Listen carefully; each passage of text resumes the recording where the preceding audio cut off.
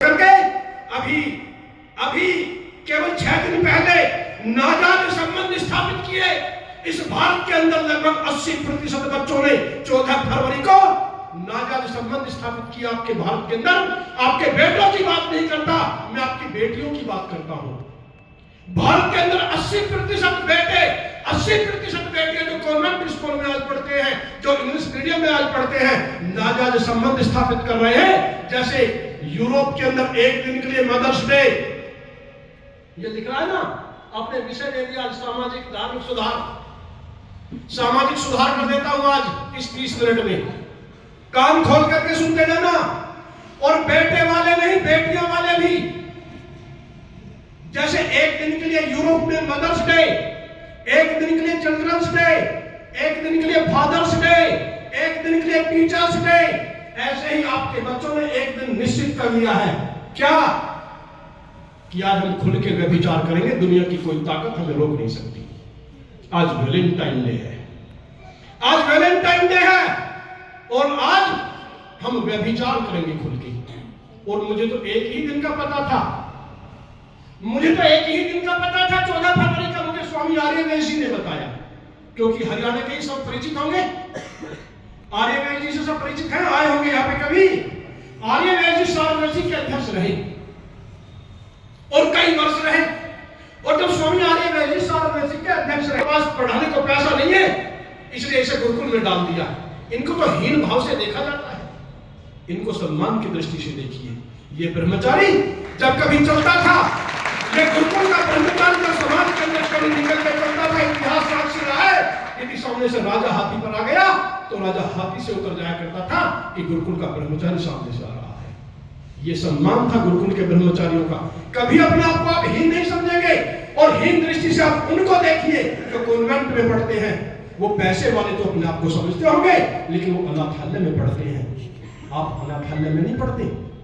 मैं ब्रह्मचारी को कहना चाहता हूँ, अनाथालय में तो उनके पढ़ते हैं जो चरखी दादरी के अंदर अरबपति लोग हैं, उनके कॉन्वेंट में पढ़ते हैं, उनके अनाथालय में पढ़ते हैं। कॉन्वेंट का अर्थ होता है अनाथालय। यूरोप की सरकार ने देखा कि यहां पर नाजायज बच्चे घूम रहे हैं, आप उत्तर प्रदेश में आइए। और उत्तर प्रदेश में आकर के आप देखेंगे, वैसे मैंने हरियाणा में भी देखा, मैं रात जब आ रहा था तो मुझे गायों के झुंड सड़कों पर मिले, लावारिस गायों के। लेकिन विशेष रूप से जिस समय 2017 के अंदर उत्तर प्रदेश के अंदर जब योगी आदित्यनाथ की सरकार बनी, तो वहां से गौ हत्या कुछ कम हो गई और किसानों ने गायों को पालना बंद कर दिया। और वो आवाज जब किसानों की योगी आदित्यनाथ तक पहुंची, जब लावारिस गौएं जंगलों में घूमने लगी, तो वहां की सरकारों ने व्यवस्था की। उत्तर प्रदेश की सरकार ने कि मैं, योगी जी ने कहा कि 30 रुपए प्रति गाय दूंगा, कुछ और नई गौशालाएं खोलेंगे, किसानों की फसलों को गाय बर्बाद न करें। तो जैसे उत्तर प्रदेश के अंदर इस समय हम देख रहे हैं कि योगी जी कुछ और गौशालाएं खुलवा रहे हैं, लावारिस गौओं को उस गौशाला में बंद किया जा रहा है, किसानों की फसलों को बर्बाद न करें। इसी प्रकार से यूरोप के अंदर कॉन्वेंट तैयार हुए कि लावारिस बच्चों को कॉन्वेंट में भर दो, जो नाजायज संबंध स्थापित हो रहे हैं, जो वैलेंटाइन डे मना रहे हैं और नाजायज गर्भ ठहर रहे हैं, और ये पैदा होने वाले बच्चों को कॉन्वेंट में डाल दो। ये हमारी संस्कृति नहीं है। हमारी संस्कृति बहुत महान संस्कृति है। यहाँ पति पत्नी होते हैं, यहाँ माता पिता होते हैं, यहाँ चाचा चाची, ताऊ ताई, दादा दादी, नाना नानी, मामा मामी, फूफा फूफी, मौसा मौसी यहाँ होते हैं। यूरोप के अंदर तो केवल लेडीज एंड जेंट्स होते हैं। स्वामी विवेकानंद को जब बुलाया गया शिकागो के अंदर, जब धर्मगुरु सम्मेलन वहां पर हुआ, और देखा कि ये बाबा जी बैठा है केवल कोपिनधारी 2 वस्त्रों को लेकर के, ये क्या बोलेगा, आपको बता दूं मैं उस बात को।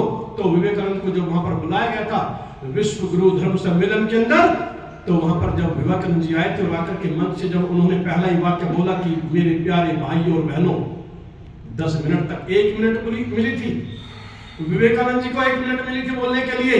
लेकिन जैसे उन्होंने पहला वाक्य बोला कि मेरे प्यारे भाई और बहनों, 10 मिनट तालियां बजती रही कि ये सन्यासी उस देश से आया है कि जहां भाई और बहन के रिश्ते होते हैं। ऐसा हमारा ये देश रहा है। ऐसे